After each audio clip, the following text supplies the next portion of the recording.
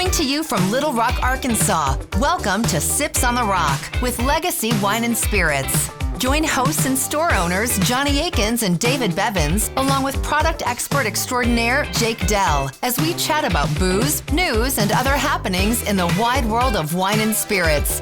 Now, let's get to sipping. Hello. Hello. Welcome back to Sips on the Rocks. Welcome. So we actually generally before the show we try to spend a little time going over some show notes and what we're going to talk about. And today we're just going to we're overflowing. We're just right. We have terrific ideas on how to fill 30 minutes. They haven't been put to paper. Yeah, that's the beauty of this, though, right?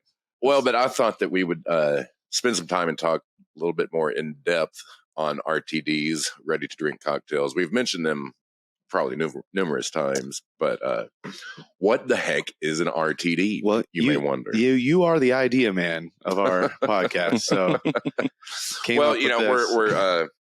we've rearranged down on the floor. We have a whole RTD aisle now. Used to be a small section, and I mean it's just such a growing category. Yeah. Seems like every week there's more RTDs. The thing is, it's such a big umbrella that we've had different surges underneath RTDs, whereas some types of products in the liquor world will be like, oh, 1 year it was, tequilas were on fire, and then they kind of tailed off a little bit. With RTDs, you had seltzers were such a boom for a while, Trulies and White Claws, and then High Noon kind of came and then you had your liquor-based ones. Well, so that's where I want to jump off. RTD. Ready to drink cocktails. They come in cans, they come in bottles, there's pouches, shots, popsicles. I mean, you name it. But within beneath that umbrella, there is malt based, there's wine based, and there is spirit based, which is real fun for liquor stores when we're trying to figure out where do these items go in our store. How do we classify the admin these? Side? Yeah. It's crazy because we like to keep our website nice and up to date and easily searchable and having everything together. And it's tough when these products, like you're saying, they overlap in the sense that they're all RTDs, but they're made of different things and they come in so many different formats, like you just said. Right. So it's hard to categorize them together. That and is it a true seltzer, just like a cooler seltzer type situation? Or right? Yeah. Does it go with Smirnoff Ice? Because a malt based RTD. That would be Smirnoff Ice, right? There's so many variations. It's a huge, it's a beast. All these RTDs. It's gotten bigger and bigger, and it's just growing more and more and more. For a long time, the category was FMB, flavored malt beverages. Right. Oh yeah. Back before they were made with wine and spirits, when it was just let's brew a flavorless, colorless beer, and artificially flavor it with sour apple or raspberry. Mm-hmm. And, even though Jack Daniels has had them for a long time, the Jack and Cola, which people think, oh, I'll get that of drinking some Jack and Cola. Nope, no Jack Daniels in there. In the olden days, it was a flavorless beer that they flavored like Coke and whiskey. But now they are making real whiskey and Coke from Jack Daniels, Jim Beam in a can. Right. Crown Royal, yeah. So I wonder, thinking back, the jumping off point probably was margaritas. Ready to drink margaritas. The totally. breaking the dam open, right? Right. The forefront, Because then different companies had to figure out, well, how are we going to make our margarita? Do we want to do an FMB, or are we going to try to do it with tequila and high fructose corn syrup? Or are we going to try to start using agave? Go the real way, And then. Yeah, I mean, Cayman Jack was a big one for us for a while. Wine-based, right? Or is that malt? I think, I don't even know. I don't know. We should grab that one sometime maybe in the summer. But we kept that one in the beer cave. Store product anyway. Okay, well then it's got to be malt-based, because it wasn't wine. Oh, yeah, it would have to be, yeah. Bartles and James was an old, the B&J, they made. I remember that. Wine. I think those were wine, but maybe those were malt too back in the day. I'm sure they were. Zima. That's new. I mean, you go old school, you talk about Purple Passion and Cisco. People were dying from drinking that. But yeah, so jumping back into it, I mean, literally nowadays, there is everything. I mean, you've got martinis, margaritas, mudslides, old fashioned. It's like, think of a cocktail, and somebody's probably out there canning it or bottling it where you don't have to mix it. And it's easy. It makes it idiot proof, and you don't have to dirty up glasses. And we've talked before about how you can take them out on the boat, at the pool, and I mean, that's the real not have appeal. to have a shaker and glassware and stir and spoons. As they're portable, and a lot of them are really good. Yeah. It's never going to totally replace the home bartender, but right. That's the appeal, is they're so portable. Because a lot of them, if you're using real juice, real Bloody Mary mix, those things aren't going to be shelf stable forever, which means they are going to eventually expire, fall off. And so, can't just replace your home bar with a can of each of everything. But I sent you guys nobody's done a Sazerac article the other day. For the first time ever in recorded history, High Noon has beat out Tito's in national sales. Yeah, this is dollars or cases. Cases. Right. I mean, that's just mind blowing. That's crazy. I mean, that's just to give you an idea of how big of a category that is, and what a beast High Noon itself is. I mean, Tito's been our number one in the store. Yeah. Since day one, Spirit, right? Yeah. Spirit, yeah, definitely. And now I hadn't looked at our store's 22 numbers to see what was number one, but product is still Tito's half gallon. Yeah. I mean, if you combine, because there's so many different High Noons and single flavors and variety packs, that maybe it might, all of them added up, more cases than Tito's, but single item, Tito's is still the king. Rocktown Vodka, local vodka, has caught up in a big way the last couple of years. It used to be Tito's in a huge gap, and now it's Tito's and then Rocktown, and then Tito's 750s, I think, is right there in the top 5 too. Well, we do want to always promote local. Always. Yeah. And Rocktown is good quality stuff, and they have RTDs, ready to drink cocktails. Jumping backwards for a sec, one of the first ones where we didn't know what to do with it was another Arkansas made product called Scarlet Letter. And at first it was a vodka based seltzer drink, and the flavors so good. They were crafted by a really, really good bartender. I forget from what restaurant he came, but they were higher end, stuff. It was hibiscus and stuff like that in there. And it wasn't just like strawberry lemonade. You know what I mean? It was somebody really took their time and did their R&D work and made awesome flavors. And for a while, lifetime beer guy, man, I was drinking a lot of Scarlet Letter Reds. Yeah, we were too. Because they were low calorie and tasted so good.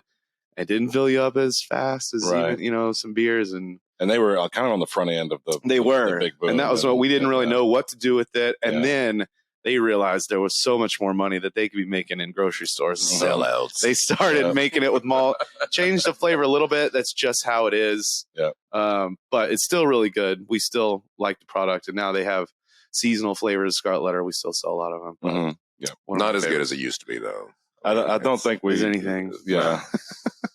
I think that the Scarlet Letter, I don't think our sales are nearly like they used to be. No. Because it was one of the only in the category for a while. It was before High Noon was a thing. That's true. And we could tell people it's local. We had our whole staff on it. And it was spirit based. It was spirit based. That was a huge seller. Yeah. Man, so crisp and refreshing. And, yeah, man. I wish I could get a case of the old. Like if they made a special version, special release, make some with the vodka again. I forget that there was after that change happened. Like we went to the lake or something, and like in an old refrigerator, we found some old ones. We're like, I have no idea. Do we ever drink them? I don't know. You gave some to me too. Because he was like, I found some of the old recipe. Let me get it. Let me get some. What else we got? So if you're listening, Core, why don't you make us some vodka base Scarlet Letters? I'll take mine in the original red flavor, please. Other drinks up here, Bloody Mary, the Cutwater Bloody Mary, spicy, is really spicy. It's good stuff. Cutwater, another big brand. They kind of, when they launched, they're based out of California. They're like, let's hit the market with everything. Every single cocktail you can possibly 25 different kinds and different flavors of margarita. And like I said, a regular Bloody Mary and a spicy Bloody Mary. They're one of the only ones to do a White Russian in a can. Right. Yeah. I haven't tried it. Have y'all? It's good. Is it good? It's one of my favorites. Yeah. But, we talk about it's always the spirit brands that are doing it, and Jameson has them, and Kettle One has them. But the big brands who make mixers are also doing them. Zing Zang is using their famous Bloody Mary mix and margarita mix to do their own. Like Sonic. Sonic, yeah. I mean, everybody. Mountain Dew. Mountain Dew. Everybody wants Simply Lemonade. We could just spend 30 minutes listing off. Simply Juices. Topo Chico water. Yeah, right. I mean, everyone wants a piece of that. Yeah. It's a big pie. It's a big pie. Everybody's eating. And I sent y'all that pic. I was across the street at the grocery store, and they've got the hard Mountain Dew right next to the regular Mountain Dew. It's like, dangerous. I mean, they're just begging for a lawsuit. Yeah. Moving on. Well, I digress. Yeah, please. Wheatley, I didn't even know we had this. So that's another kind of arm branch we can talk about here is you have your regular spirit lines that are all the same base spirit or whatever. And then some companies jumped into the game and contracted, well, let's make a martini and get this big name vodka brand, and we'll get Hornitos and do a margarita. And like the mixers they use are like we said earlier, all natural, no artificial flavors. And On the Rocks and Hubline and Craft House became a thing. All right. And man, we were told by our reps that we were kind of on the forefront of the On the Rocks craze before it really hit everywhere. He was like, y'all are the only stores that are selling these things. I was like, we can't order enough. We can't keep them in. And they're pints, 375 mils, 200 mils, and 100 mils, little teeny tiny bottles. And we sell them. We have them up by the front, and they are super popular. Mm-hmm. We have them cold and ready to go. Yeah. But again, they're a little pricey, and that's in this whole huge category umbrella. You have your more value-based, affordable ones, and then you have ones that are really made to be opened and poured in a glass over ice, and not just where you kill 5 of them, out on the lake or whatever. Like an actual craft cocktail. Actual craft cocktail, yeah. 5 pints of martini. Right. Sorry. That coffee martini we got now from On the Rocks. Oh, yeah. It's espresso martini. I haven't tried. Is it On the Rocks? Yeah. Or what's that other, the new line that we just got that was like a... starts with G. Gloria. Yeah. Rancho La Gloria? Yeah. So they're wine-based. Yeah, they're wine-based. And they have an espresso. They have cream ones, yeah.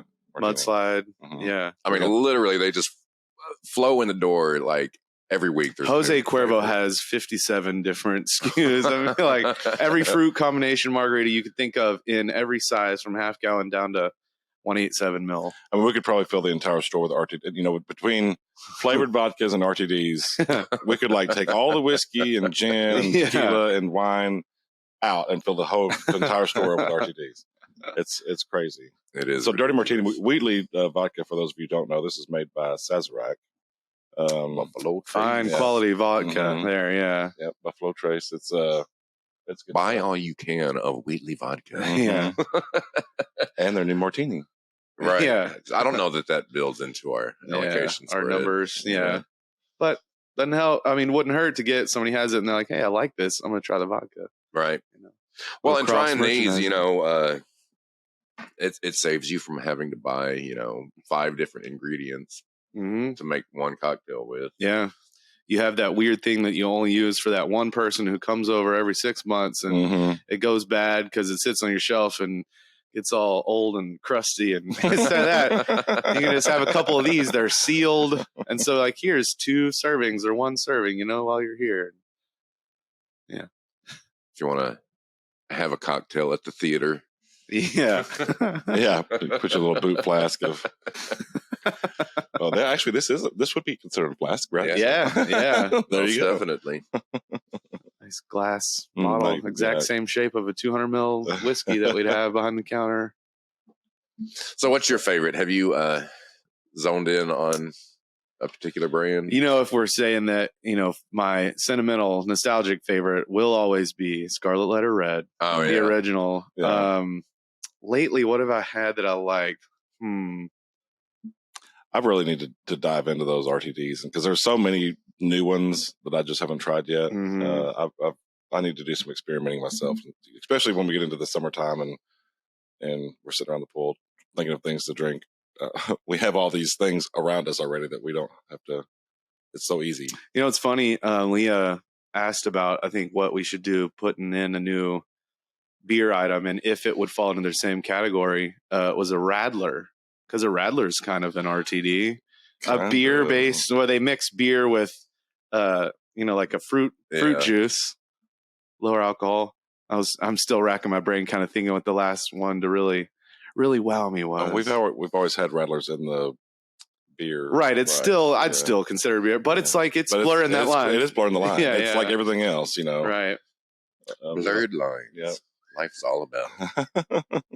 So I hadn't had it in a long time, but the Slow and Low Rocket Rye, really good. Yeah, Hochstadters. So what's that one? Hochstadters. Holding it and admiring it. It's an old fashioned made with rye whiskey, raw honey, navel oranges, rock candy, and bitters.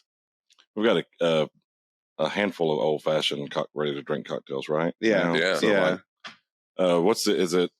Is it Rocktown? Rocktown had one for a while, and they have gotten away from their pre-made cocktails. Oh, really? Bottles. They're doing cordials more now. Okay. Yeah, they got away. They did have one. On the Rocks has one that's probably our most popular single SKU of that pre-made Knob, I think. Yeah, that one's made with Knob Creek. Yeah. Obviously really good whiskey. Mm-hmm. There's something with Basil Hayden from On the Rocks too. I can't remember what cocktail it was. Yeah. But I mean, using these huge brands, right? And then, like you said, Absolut's got on it. Svedka's got you could, you think of a big brand, Tanqueray. Yeah. We can assure you that they've got one. Yeah, and they're trying to catch that dead customer. Grandmother has a line of them. Everyone's got one. They are, and a genius marketing when you have millions of dollars to do it. But they're trying to catch that customer who, when they're at home, they have their half-gallon bottle of Bombay that they mix their gin and tonic. But again, if you're going to somebody else's house, you're going out where you can't have glass. You're going on vacation. You can grab a 4-pack, 2 4-packs of cans pre-mix, and it's got your favorite spirit already in there, so you don't have to worry about, what bottom of the barrel rock gut vodka are they making this with? Right, it's this is your brand, and we know you're going to like it. It might not be as strong as you make them at home. we even have mimosas, don't we? Yeah. Or we canned mimosas. We did. That's another brand that I think they were too early. They were too early for the trend. Soleil was the brand. That's right. That's what I was thinking. They had single 12-ounce cans and 750 ml bottles, and they were slow. Yeah. But again, mimosa. Are they gone, or did you just cut them? I think they're gone. I think they were discontinued. They had a sangria in a can. Again, they were ahead of the trend, a little too much, too cool for school. Yeah, I remember seeing those. And they didn't have a big brand name attached to them. So there have been times when we've kind of thrown together an impromptu brunch with with friends, and we've had folks over in the morning where we don't want to have to pull out all the Bloody Mary fixings and stuff. Right. We'll just put some of these Bloody Marys in an ice pan, bucket of ice. Yep. I remember making fun of those mimosas. I was like, because the damn mimosa's too hard to make. Right. Yeah. Back then it was like, it's 2 ingredients. Come on, people. Barely even any of the second ingredient. Just a splash of orange juice for color. Yeah. That's how I like mine too. Mm-hmm. Yeah. I don't know that we ever tried the mimosa one. I had 1 or 2. They were good because they had a pineapple one. I think that was my favorite. Doesn't that sound good? Yeah, it does sound good. Pineapple mimosa. Yeah. Sure. But that's maybe, throwing it out there for a brand needs to fill that space again of a pre-made mimosa. Let's do it. Yeah. Let's make one. Yeah. Legacy brand. Yeah. Bathtub champagne. We can't make any spirits here. Inside joke there. So what's next? Did you say your favorite?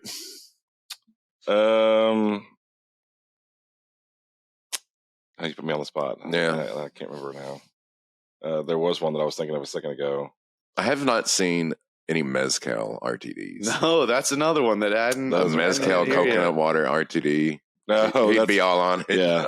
That's my own little concoction. Well, I don't know that would catch on. You know what? I figured out. I remembered what mine is, and I was on these for a while. The Ranch Rider Paloma. Oh, yeah. Because we didn't even talk about ranch waters. Oh, yeah. Tequila-based ones were huge in the summer. And I imagine they will pick back up when it gets warm again. Because, man, that is so refreshing on a 95-degry day outside. It really is. And tequila by itself is something I've kind of gravitated more towards. Yeah. Man, if somebody made a mezcal ranch water. Because Ranch Rider does a regular, they do the, and then there was a couple other Palomas that I like too with grapefruit. But they do Ranch Rider does a jalapeno one. That's, for if you got your spicy craving. Right. Yeah. Sign me up. That is a little bit shocking. I mean, we've talked about this before on the show, how much mezcal cocktails have kind of blown up over the last few years. And for there not to be an RTD, it is a little bit shocking. Yeah. It's just seeing as how there's so many other RTDs. Someone out there is listening to us talk right now. I'm going to go make a mimosa and a mezcal cocktail. Yeah. Hey. Maybe not together. Right. Two different products. Well, we could do it. We may have to cut things a little bit short today because we actually do have some other things to get busy into. Day around here. We don't just sit around and talk all the time. Believe it or not. We'll try to make up for it in the next episode, though. So, well, what was yours before we go off? Yeah, that I didn't bring one up here, but the Buzzball Choco. Oh yeah, that's a good one actually. Those Buzzballs. I remember seeing like a flyer in the mail or perhaps an article in a magazine about half-gallon Buzzballs.